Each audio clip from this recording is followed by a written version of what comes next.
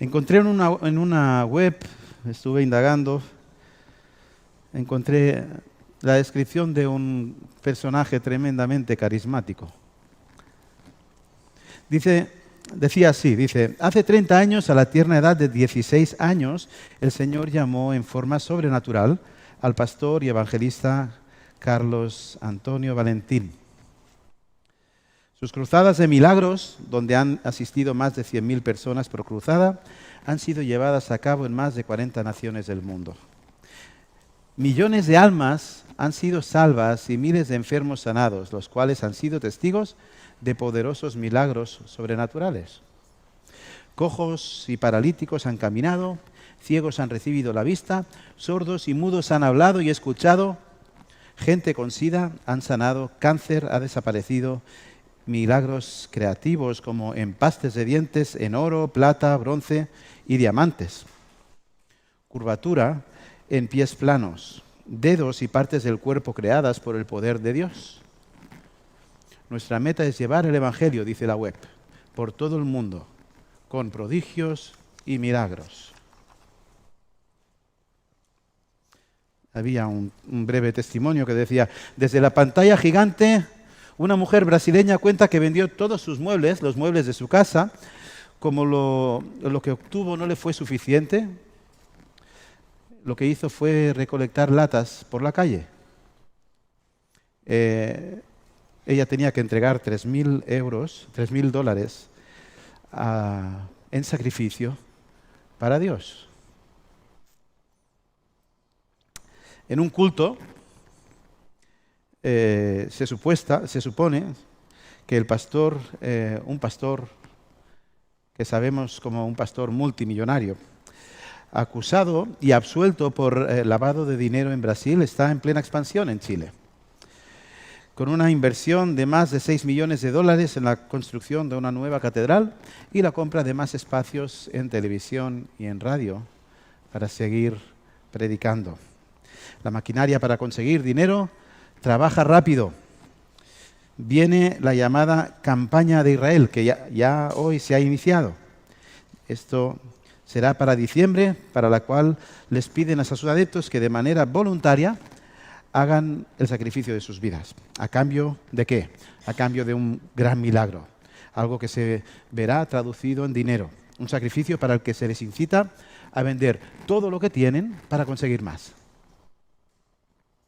¿Sí? El miércoles en el culto de oración, creo que fue un tiempo muy bonito, y alguien estuvo compartiendo, está sufriendo por la realidad en su tierra, por esta realidad, ¿no? De que este evangelio de la prosperidad. Hay muchos más, ¿eh? No sé, ¿qué os parece? Es fuerte esto, ¿no? Que la gente... O sea, desde fuera uno piensa, ¿cómo es posible que pase, no? ¿Cómo alguien puede venderse hasta los muebles de su casa? ¿El objetivo cuál es? ¿Obtener más? ¿O querer más a Dios? Yo no quiero entrar ahí a juzgar tampoco, pero ¿cuál es realmente el objetivo, no? ¿Cuál es el propósito? He estado explorando en algunas webs de estos personajes y caramba, es sorprendente. Son muy cristianos, entendedme. Son aparentemente muy cristianos. Parece que el único objetivo, por lo que allí encuentras, es predicar el Evangelio. Una apariencia de generosidad, de bondad.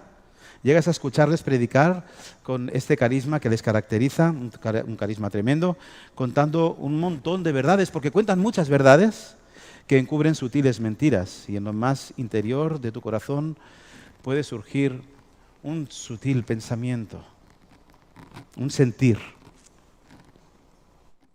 ¿Será mi ausencia de fe lo que no me permite vivir maravillosamente como este Señor dice? ¿Será que no he hecho o que no he dado lo suficiente? La cosa es que usan verdades bíblicas para infundir engaño. ¿Y con qué fin? Bueno, tenemos el fruto, ¿no? Sabemos que Edir Macedo, por ejemplo, aparece desde 2013 en la lista de la revista Forbes como poseedor de una fortuna de 1.100 millones de dólares. 1.100 millones de dólares. Y es considerado por esta revista como uno de los líderes religiosos más ricos del mundo. ¿Y cuáles son los hechos, ¿no?, de este hombre? Más allá de venderse a sí mismo como un canal de tremenda bendición para miles y miles de personas. Porque tengo que decirte que no hay nada malo en el hecho de tener dinero. Tenemos muchos personajes bíblicos que tuvieron mucho dinero. Aquí lo que importa es lo que hagas con ese dinero. ¿A quién glorifica ese dinero, no? No obstante, esta gente dice que predican a Cristo, pero Cristo vino con sandalias. Él no tenía ni un techo donde recostar su cabeza. Y parece que si no tienes una vida de éxito, como que eres un muy mal cristiano. ¿Sabes? El dinero es como la sangre del Señor poder. Y el afán del hombre siempre ha sido el mismo, tener poder. Ser como Dios, ¿no? Poderosos como Dios. Eso quiso el diablo en su día. Esto quiso el hombre también en su día, cuando pecó por primera vez. Pero fíjate que para obtener ese poder, Satanás se ha metido en nuestras iglesias usando aparentemente el mismo evangelio para llevarnos a su terreno. ¿Entiendes? Esto es una tela. Cuando en Apocalipsis hemos visto a la gran ramera, ¿verdad?, que hemos predicado recientemente, se refería precisamente a eso. A ella, a la gran ramera, no le importa venderse, no le importa con quién tenga que acostarse. Solo le importa ¿qué? Aquello que le importa, su fin, ella misma. Por ello no tiene principios ni valores, engaña usando cosas tan adversas a ella, tan repelentes a ella como el propio Evangelio. Esta es la mayor de las rameras, y hoy hablamos precisamente de todo esto mediante esta exposición en Deuteronomio capítulo 13, versículos del 1 al 5. Porque hoy más que nunca en la selva de Internet, y esto va para todos, jovas, nens, papas, avis. En esta selva de Internet podemos encontrar evangelios de todos los colores. Y ello puede hacer de las redes e Internet un canal tremendo de confusión, si este es mal usado. Por ello, dado que todos estamos expuestos a la tentación oscura, debemos saber cómo detectarla en primer lugar. ¿Cómo detectar una falsa enseñanza, un falso maestro, un falso profeta? Luego, una vez detectada, debemos saber cómo respondemos a ese profeta. Finalmente hablaremos de la necesidad vital que tenemos de Cristo para todo este proceso, que debe salvarnos del engaño y la idolatría. Hablaremos del único libro de ruta, ¿ok? Vamos al texto, Deuteronomio capítulo 13, versículos del 1 al 5. Digo así. Dice, cuando se levante en medio de ti un profeta o un soñador de sueños y te anuncie una señal o un prodigio, si se cumple la señal o el prodigio que él te anunció y te dice, vayamos tras dioses ajenos que tú no conoces y sirvámoslos, no escucharás las palabras del tal profeta ni de tal soñador de sueños, porque Jehová vuestro Dios os está probando para saber si amáis a Jehová vuestro Dios con todo vuestro corazón y con toda vuestra alma. A Jehová vuestro Dios seguiréis y a Él temeréis, guardaréis sus mandamientos y escucharéis su voz. A Él serviréis y a Él le seréis fieles. Tal profeta o soñador de sueños deberá morir, por cuanto aconsejó la rebelión contra Jehová vuestro Dios, que te sacó de la tierra de Egipto y te rescató de la casa de servidumbre, y trató de apartarte del camino por el cual Jehová tu Dios te mandó que anduvieras. Así apartarás el mal de en medio de ti. Padre, yo quiero pedirte que me des palabras de verdad, porque ni siquiera estamos exentos, por mucho que por nuestra voluntad queramos, Señor, ser fieles a ti. Siempre puede haber error y engaño por este corazón estropeado, Señor, que espera ser restaurado en algún momento, pero ahí estamos con esta lucha. Te ruego, Señor, que nos protejas como congregación, en lo individual y como grupo, como tu pueblo en Vilafranca. Te ruego que nos protejas, que apartes de nosotros toda tentación y que sea tu palabra la que rija nuestras vidas. Esto te pido.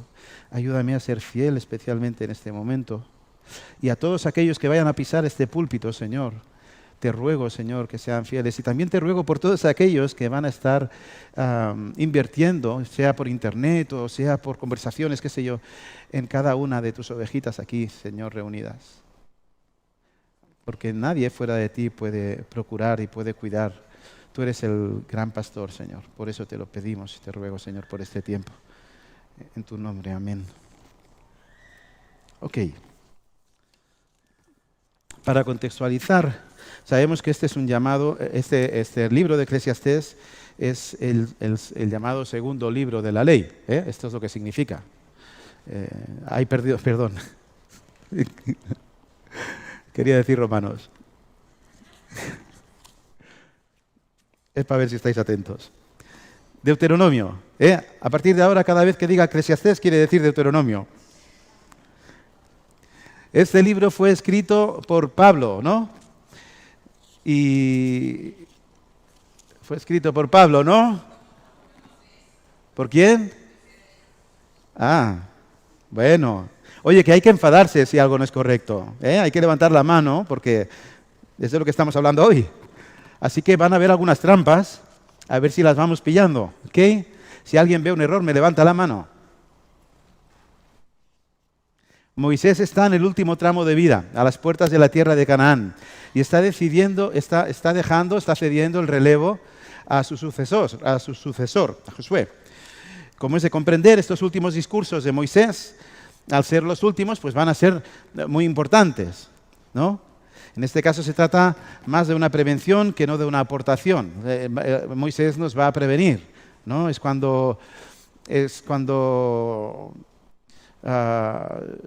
tu hijo se va a casar, ¿no? Y va a cambiar de vida, o tu hija.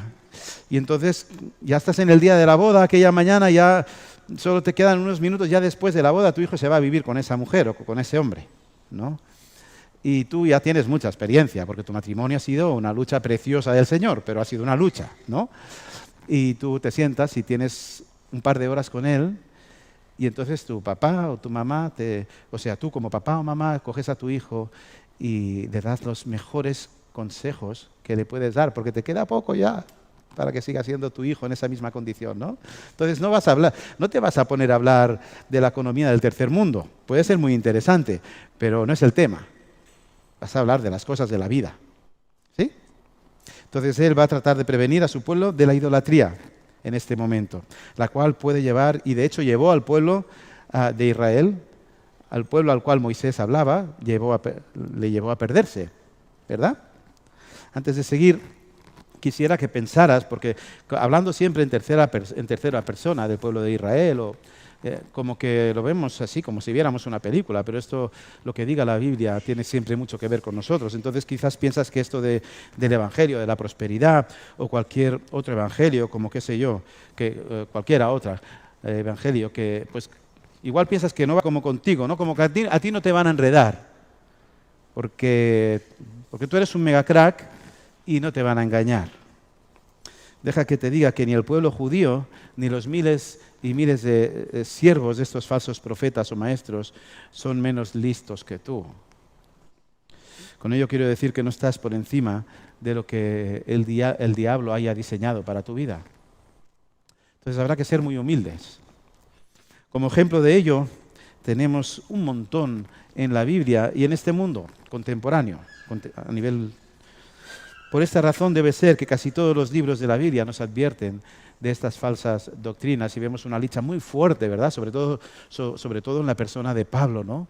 Defendiendo la verdad. Bien, llegado a este punto vamos ahora a explorar sobre estos 3 puntos propuestos para una mayor comprensión. Hablaremos sobre cómo detectar la mentira a un falso profeta. Hablaremos sobre cómo debemos responder. En último término hablaremos sobre nuestra necesidad de Cristo, la única alternativa. Bien, empieza el texto con un condicional. Dice, si se levanta en medio de ti un profeta o soñador de sueños. Esto es curioso. Esto es que si en medio de vosotros, o sea, la amenaza no sé si a Juan le da porque dice en medio de vosotros, no que vea un señor, no es necesario que venga alguien de la calle a engañarnos. ¿Ok? La amenaza en este caso puede provenir de la congregación. Y nos habla de un profeta o de un soñador de sueños. Bueno, respecto al profeta, la forma en la que el Señor se ha relacionado a lo largo del Antiguo Testamento, a lo largo del Antiguo Pacto, fue a través de ellos, a través de los profetas. El pueblo, al igual que hoy, debería vivir. El sistema es el mismo en el fondo, porque el pueblo tenía que vivir por la palabra de Dios. Y como que aún toda la palabra no había sido dada, pues la iba dando por boca en aquel momento de los profetas. Algunos de estos profetas irían escribiendo las cosas que Dios les iría diciendo, y fue por elección inspirada por el Espíritu Santo que algunos de estos textos forman parte hoy de la palabra de Dios. Otros no, que va principalmente sobre lo que Dios quiere contarnos de sí mismo. Pues bien, Moisés era considerado uno de esos grandes profetas. De hecho, era el modelo de los profetas. Esto lo vemos en el capítulo 18. Pero claro, ¿cuál era el problema? El problema es que un profeta es dotado de una autoridad suprema, pues habla en boca de Dios. Esto conlleva un poder tremendo, porque si yo hablara en boca de Dios, aquí nadie puede decirme nada. ¿Entendéis? Y ya sabemos, donde hay poder, hay moscas. Actualmente ya toda profecía ha sido dada, ¿verdad? Esto lo sabemos. Apocalipsis termina diciendo que nadie debe añadir ni quitar nada a lo que ya Dios ha dicho. Punto. Esto tenemos claro. Pero siguen apareciendo profetas, apóstoles, adivinos, hay de todos los colores, soñadores de sueños, qué sé yo. Es algo muy actual. Igualmente sucede con las iglesias. A todo le llamamos iglesia, pero en lo personal, y esto es en lo personal, tengo la sospecha de que nos va a sorprender a muchos cuando lleguemos al cielo y veamos a aquellos que no van a tener entrada en el reino de los cielos, pero que se hicieron llamar a sí mismos iglesia. Iglesia evangélica de Cristo de los cielos, o iglesia cristiana, católico cristiana, o yo qué sé, ortodoxos, o bautistas, o Adidas, o Nike, ¿qué más da? ¿Qué más da? Tantas formas y colores. Porque de entre todas las iglesias, solo un remanente, esto es un pequeño grupo restante y escogido, van a resultar ser el verdadero pueblo de Dios. Esto lo sabemos, ¿verdad? Por esa verdad bíblica. ¿Y qué es lo que determina que lo sean o que no lo sean? Porque pudiera ser que aquí, en esta misma iglesia, pudiera haber un señor moreno, muy moreno, con una camiseta blanca, que le encantan los animales. Pudiera ser que este señor moreno hubiera estado engañando a su congregación con fines de aparente piedad, pero que te están llevando a apartarte de Dios en realidad. ¿Entiendes? Entonces, ¿cómo vais a detectar si soy un buen o un mal pastor, un buen o un mal profesor?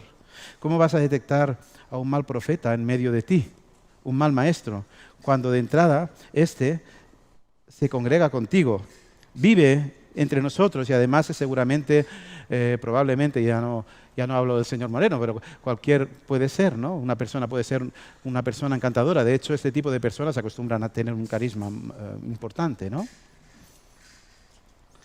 No son morenos y con los ojos marrones. Bueno, podemos pedir alguna prueba, ¿verdad? Si éste afirma cierta doctrina y además es capaz de hacer milagros o de predecir el futuro y este se cumple, pues entonces esto es como para tenerlo en cuenta, ¿no? Tendrá que ser verdad. Que si yo mañana os digo que no sale el sol y no sale, esto va a tener cierto peso, ¿no? El mismo Jesús realizó milagros que daban credibilidad a su predicación, y esto es así, ¿no? Entonces, ¿qué hacemos con esto? Queridos, mi vida puede ser un engaño y estáis aquí sentados escuchándome hablar en una predicación que tiene como objetivo cambiar vuestros corazones, y la cosa es que vosotros estáis dispuestos a ello. Hay una predisposición por vuestra parte a escuchar lo que yo, es igual, cualquiera, pudiera decir desde este lugar. Y en lo que determina que un profeta, un soñador de sueños, un pastor o cualquiera de vosotros, al hablar sobre Dios, tenga o no validez, no es que funcione, ni que se cumpla en el tiempo. Es solo si va de acorde a lo que Dios dice. Este es el centro de esta predicación. ¿Ok? Solo si va de acorde a lo que Dios dice. ¿Cómo sabían los de Berea que las nuevas verdades expuestas por un tal Pablo, un hombre como tú y como yo y un tal Silas, otro más, hablaban verdad? ¿Cómo sabían ellos si hablaban verdad? ¿Acaso se comieron sus palabras sin más? Así engullir todo lo que les llegaba. Ni mucho menos. Ellos, dice el texto, que escudriñaban las Escrituras cada día para ver si estas cosas, lo que ellos decían, eran así. No hace tanto tiempo estuve tratando pastoralmente con el caso de un hombre, el cual tuvo una experiencia, un tipo sueño. No fue un sueño. Él dice que fue algo mucho más elevado que un sueño, ¿verdad? Dicho sueño se le hizo tan real que lo interpuso por delante de lo que Dios dice a través de su palabra, llevándolo así al error. Qué peligrosos somos a la hora de interpretar lo que pensamos y nuestro entorno. Fíjate que lo que el texto nos transmite hoy es que en realidad es en realidad una locura para el mundo. Piénsalo. Y ahora supongo que muchos os vais a poner las manos al cap. Pues es que aunque tus mismos ojos vean que el cielo es azul, esta aparente realidad solo es certera si la Biblia afirma que el cielo es azul.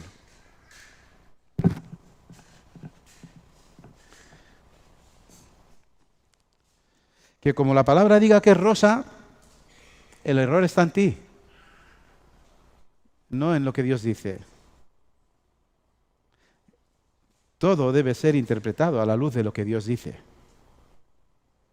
¿Entiendes esto? La realidad de nuestro texto comprende en sí misma que en estos cultos milagrosos que hemos leído al principio, ¿no? Y que podéis ver en internet, Dios no lo quiera, pues la realidad del texto comprende que estos que no solo afirman que hacen milagros, sino es que realmente los hacen, ¿no? Yo no he visto nunca que hagan un milagro de que le ponen una muela de oro a alguien.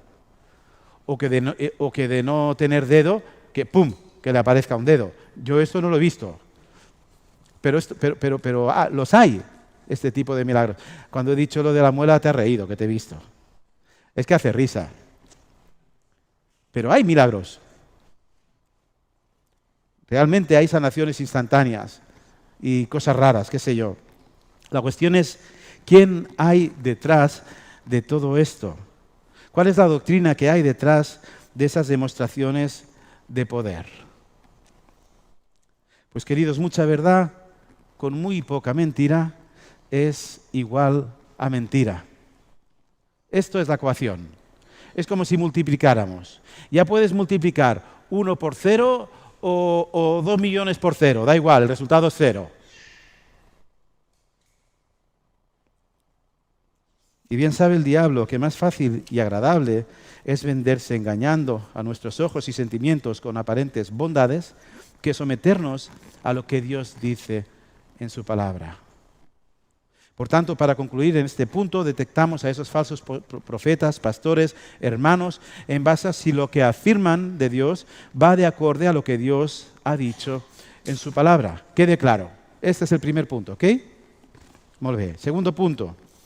El segundo sería, hablaríamos de cómo vencer a estos personajes o a estas falsas doctrinas o a estas tentaciones de creer y apoyar nuestra vida en otras cosas, ¿no? Versículo 3 dice, no darás oído a sus palabras. Hemos dicho que para reconocer si algo es o no correcto y verdadero, lo contrastamos con la palabra. Pues bien, una vez detectado el engaño o esta disconformidad con la verdad, vamos a tener que tomar una decisión. Esto nos pertenece a nosotros. No viene un relámpago del cielo y ¡pum! Y hace hay un efecto. No. Esto es apartarse absolutamente. Como comentamos en el versículo 3, se nos llama a no escuchar, pero es que más adelante se nos habla de que debemos matar al engañador. No matar, no me matéis a nadie. Vamos a ver. Respecto a no escuchar, en demasiadas ocasiones nos creemos lo suficientemente dioses como para controlar en cada situación, discerniendo lo que es correcto y lo que no. No hay nada que me repatee más que escuchar a alguien que diga, sí, la Biblia dice esto, pero yo pienso esto otro. ¿Qué? Lo vemos constantemente mediante el pueblo judío en la tierra de Canaán. El Señor era muy radical con ellos, ¿no? En toda nación en la que entrares deberás exterminar a toda criatura. Pero ellos dejaron a algunas mujeres para servirles y luego, con el tiempo, pues se enamoraron. Y claro, como que el sentimiento está por encima de todo, incluso por encima de la obediencia a Dios, pues se casaron, llegando a verse de rodillas adorando a sus dioses y sacrificando a sus propios hijos. No eran más tontos que yo o que tú. Fueron engañados. Si hemos detectado un evangelio diferente, el llamado es a taparte las orejas, no dar cabida, precisamente porque no vas a tener capacidad de controlar la situación. Va a ser muy importante que asumas que tú no pots. No sabes tanto. ¿Significa esto que debes hacerte sordo a todo inconverso y cerrarnos en urnas? Esto es una mala interpretación. O sea, apartarnos del mundo en este sentido es una mala interpretación. Esto es de ninguna manera. Solo debemos apartarnos de aquellos que traten de convencernos, incluso con pruebas visibles, de algo distinto a lo que dice el Evangelio. Estamos hablando de un tema muy concreto. Imagina que estás en el año 1500 y te encuentras con un sir. Discutíamos con Ana si en el 1500 era Sir Joan Marc o Sir Joan Marc. Bueno, en el 1500 te encuentras con Sir Joan Marc y este te dice: hola, Sir Perico de los Palotes, ¿qué eres tú? ¿Sabes que la Tierra es plana, verdad? Tú le dices: no, Sir Joan Marc, la Tierra es redonda, porque tú ya viste que en el libro más antiguo de la Biblia, en Job, ya se menciona que la Tierra es redonda. Pero entonces este Sir Joan Marc coge una pelota de balompié de la época y un muñequito también de Playmobil de la época, y le pone el muñequito encima de la pelota, ¿no? Esto es una pelota grande, ¿no? Y pone el muñequito encima de la pelota. Entonces le va dando la vuelta a la pelota y claro, llega un momento que el muñequito, ¡pum!, cae al suelo, ¿no? Entonces le dice: ¿lo ves? Está demostrado. La Tierra es plana porque como sea redonda nos caemos. ¿No? No ríais, lo pensaban así. Y no eran más tontos que nosotros, ni más listos. Tú le dices: ahí la has dado.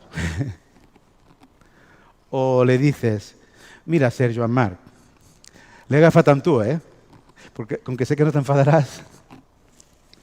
Mira, Sir Joan Marc, yo no sé lo suficiente sobre esto, ¿no? Tú le dirías: yo no sé suficiente, pero el Creador afirma que la Tierra es redonda, punto, se acaba. Aunque mis ojos y mi lógica y mi inteligencia me muestran que sí, que es plana. Pero Dios dice que es redonda, punto. Porque el hecho de lo que diga la palabra sea infinitamente mayor que lo que mis ojos vean, no viene determinado por una fe absurda, mucho cuidado, sino por fe certera. La Biblia siempre tiene razón. Mi hijo Biel, esta semana pasada, decía: yo he hecho una lista, sabéis que el Señor no ha entrado en la vida de Biel todavía, espero que no tarde. él ha hecho una lista de las contradicciones, de las cosas de los errores de la Biblia. Estoy ansioso porque hemos quedado que vamos a ir analizando cada uno de estos fenómenos en la lista, ¿no? Y esto va a ser interesante, poder demostrarle que nunca esto sucedió así, pero al revés sí. Muchas veces una ciencia incierta afirmó muchas cosas que luego sobre las cuales tuvo que rectificar, pero al revés nunca. Queridos, hay miles de pruebas sobre ello. Cuando el mundo, por su limitada lógica, afirmaba lo contrario y en algún momento tuvo que rectificar. No sé, la tierra, el Señor ya decía que la tierra se sostenía por sí misma, pero el mundo decía que había un Señor, Dios, que estaba así. ¿Os acordáis de la estatua, no? Estaba así, con el mundo así, sustentándolo.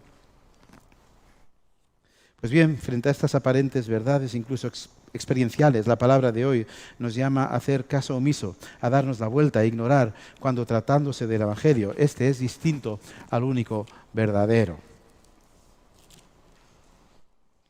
Oh, sí, pero, ¿no? Podéis decir, sí, pastor, pero es que la palabra es muy subjetiva.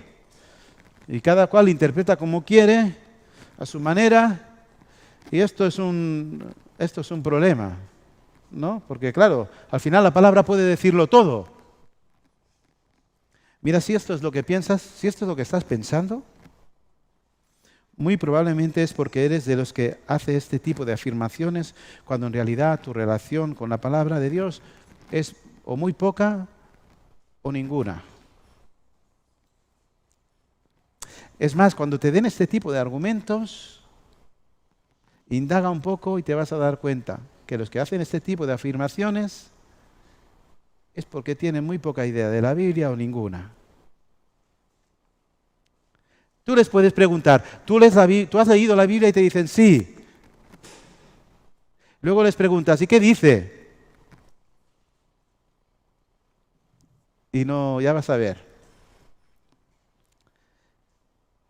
Pues si la escudriñas, si realmente has indagado, has buscado en la verdad bíblica, te darás cuenta de que de subjetiva no tiene nada, pues porque es como una espada de doble filo que discierne. Y que hay una verdad bíblica. Bien, seguimos. Llegado a este punto, entramos ahora al último de los puntos para explorar sobre nuestro libro de ruta. ¿Qué debemos extraer de todo esto? ¿Cuál es nuestra necesidad más alta? Versículo 4. Dice, a Jehová vuestro Dios seguiréis y a Él temeréis. Guardaréis sus mandamientos y escucharéis su voz. A Él serviréis y a Él le seréis fieles. Mira, he sacado todas las palabrejas que extraemos de este texto. Estaríamos hablando de seguir, temer, obedecer, escuchar, servir y ser fieles. ¿Ok? No sé si te das cuenta, pero Dios en este libro de ruta no te está dejando demasiado margen. Quiero decir que no es que Dios te va a dar varias opciones para escoger. Solo hay una, Él. Porque todas estas te orientan hacia Él. ¿Ok? Vamos a hablar de cada una de ellas, pues muy brevemente, porque no... Bien, seguir. Mateo 19, 21 dice, si quieres ser perfecto, anda, vende lo que tienes y dalo a los pobres, y tendrás tesoro en el cielo, y ven y sígueme. Este estaba metido en otras doctrinas, ¿eh?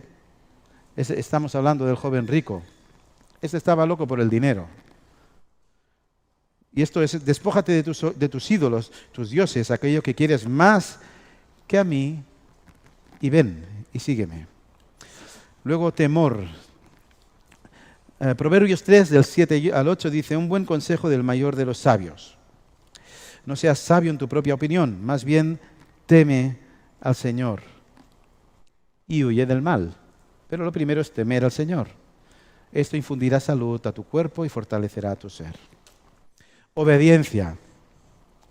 Mirad, el mundo o 1000 profetas pueden venderte lo que quieran, de la forma más dulce.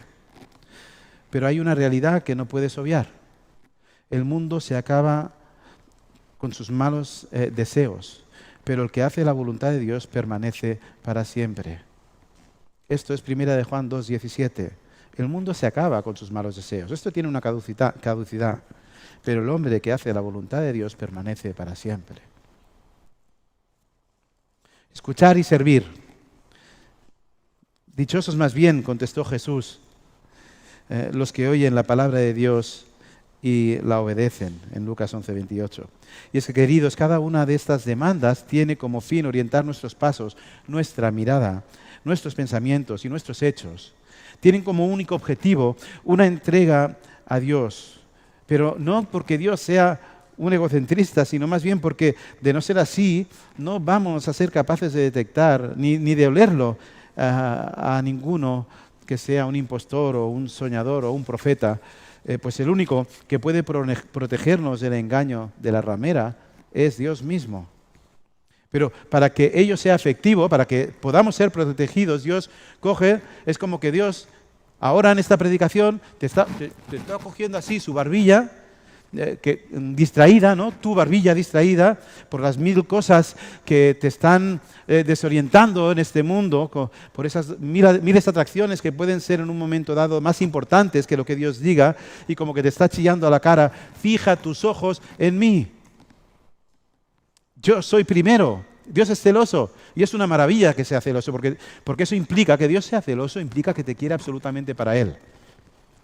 Pero claro, es que es Dios. Es una maravilla que Dios te quiera absolutamente para Él.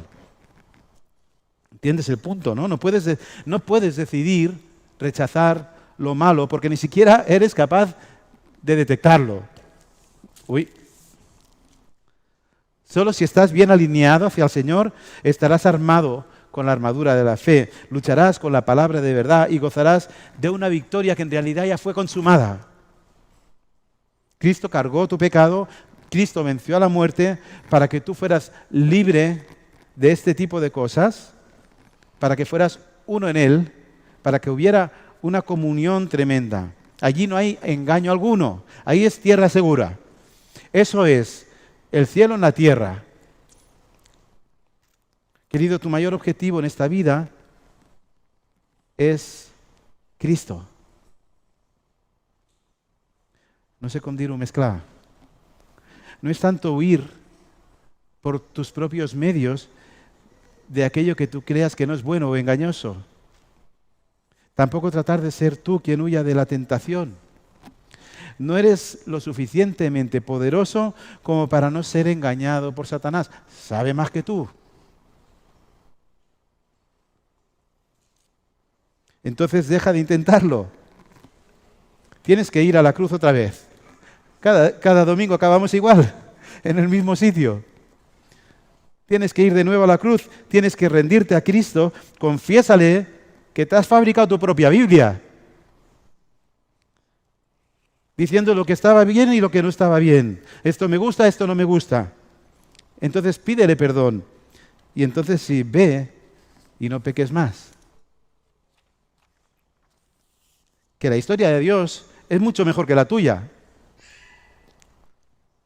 Ciertamente hay que matar al profeta, o sea, hay que apartarse de la tentación, hay que terminar con el engaño una vez detectado, y hay que hacerlo de una forma radical, pero muy por encima de ello tienes que fijar tus ojos en Cristo. Síguele, teme a Dios, obedece, escúchale, sírvele, no rompas tu fidelidad hacia Él. Necesitas superrelacionarte con el Señor, porque si no, ni las veuràs venir.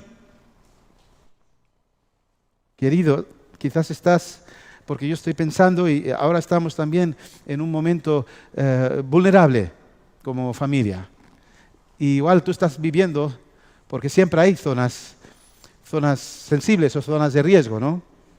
Quizás estás en un momento en el que estás luchando con alguna tentación o quizás en el fondo sabes que no estás cultivando tu relación con Dios, que quien gobierna tu vida son las circunstancias de este mundo, el cual está gobernado por el diablo. ¿Quién llena tu agenda? ¿El Señor o la presión del mundo? Bueno, pues que sepas que hay una intencionalidad.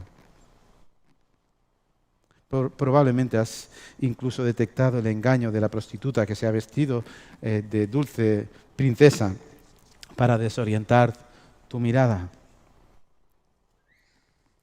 Pues si esto es así, debes saber que esto no es casual. No es casual, no es una cosa accidental.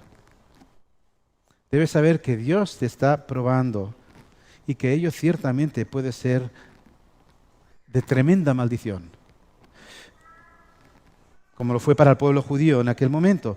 Pero, ¿sabes? Puede ser de tremenda bendición. Si reorientas, si tú entiendes si tu mente entiende lo que te estoy diciendo, lo que Dios dice, y tu corazón lo asume, esto puede ser de una bendición tremenda si miras a Cristo. Si no estás alineado y si tu relación flaquea, tengo que decirte que estás en peligro. Pero si eres hijo de Dios, debes saber que Dios te está observando. O sea, no sé, entiéndelo. Ahora mismo, Dios está observando tu vida. Está observando. ¿A qué dedicas tu tiempo? ¿Qué miras? ¿Qué te apasiona? ¿Qué te hace llorar y qué te hace reír?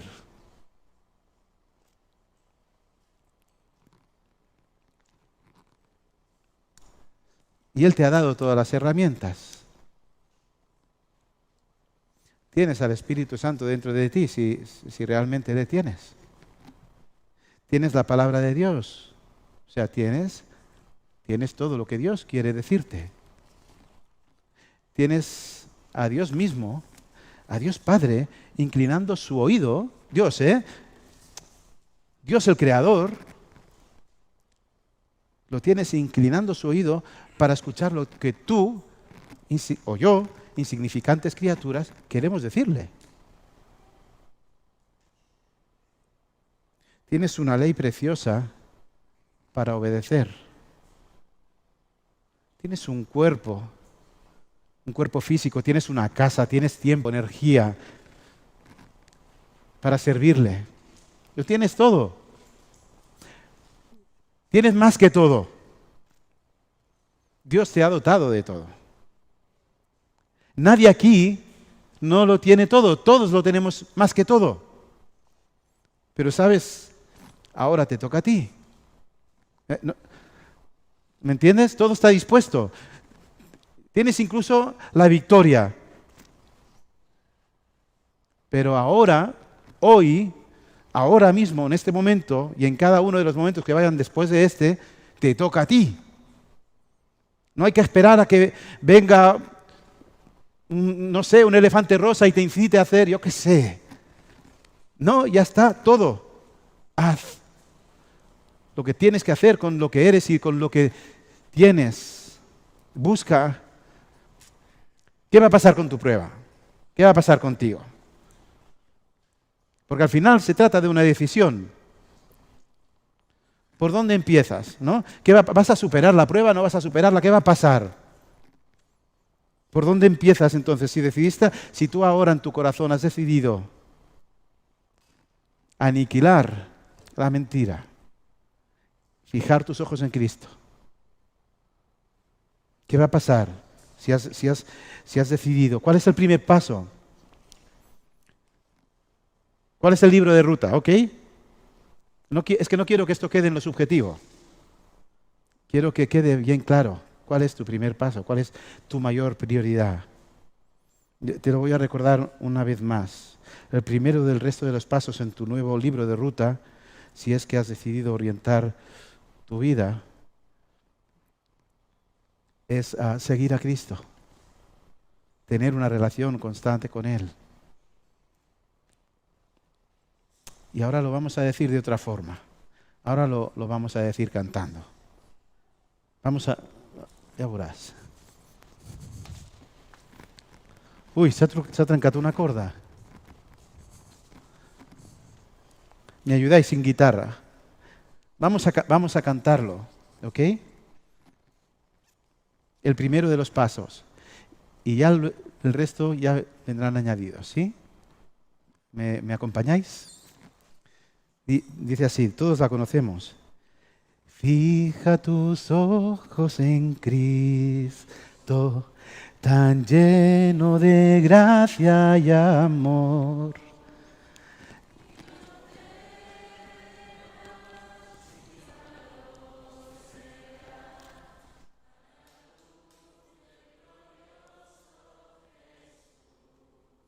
Señor, gracias, gracias porque tú estás ahí, porque nos has dotado de todo, Señor. Y nos está pasando la vida, a veces nos pasa la vida. Tú has dejado este corto tiempo, desde que nacemos en ti hasta que morimos, para que te glorifiquemos y para que te sirvamos y para que recibamos y para que demos. Todo está dispuesto y seguimos pinchando, Señor, y lo siento, y yo quiero pedirte perdón personalmente y también como congregación. Yo creo que puedo confesar que no estamos en el lugar en el que te agrada. Señor, somos tan vulnerables, pero nos creemos tan poderosos. Acabamos decidiendo sobre qué está bien y qué no está bien, como si fuéramos los reyes de lo que está bien y de lo que no está bien. Esto no puede ser. Necesitamos una dosis muy grande de humildad y otra muy grande de fe. Esto te pido, Señor, como congregación. Señor, tengo que agradecerte porque has hecho tantas maravillas hasta aquí. Pero nos queda tanto, Señor, y al final queremos glorificarte más. Y si no lo queremos, Señor, haz que lo queramos. Ayuda a nuestra incredulidad, Señor, ayuda a nuestra fe y sigue cambiándonos, Señor. Y yo tengo prisa en esto. Yo quiero, Señor, que tú te glorifiques en esta congregación y que seamos transformados más rápido. Esto te pido, Señor, pero que sea como tú quieres y no como yo quiero. Ayúdanos a tomar constantemente de tus medios de gracia, a entregarnos, a servirte, a adorarte, a buscarte en tu palabra, a escuchar de tu palabra, a hablarte en oración, a tener comunión con los hermanos, Señor, a participar dignamente de la Santa Cena, qué sé yo, Señor. Todos los medios de gracia, te ruego, Señor, que nos ayudes a centrar, a fijar nuestros ojos en ti, Señor. Y esto te agradezco, porque todo está dispuesto y porque hemos asumido que ahora nos toca a nosotros. Así que esto te ruego, Señor. Pon, como siempre, en nosotros tanto el querer como el hacer. Por tu buena voluntad, Señor. Amén.